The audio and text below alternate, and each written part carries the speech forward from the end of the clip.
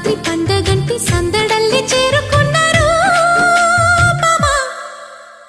అల్లం నేరేడు కళ్ళ తానా ప్రేమ వల్ల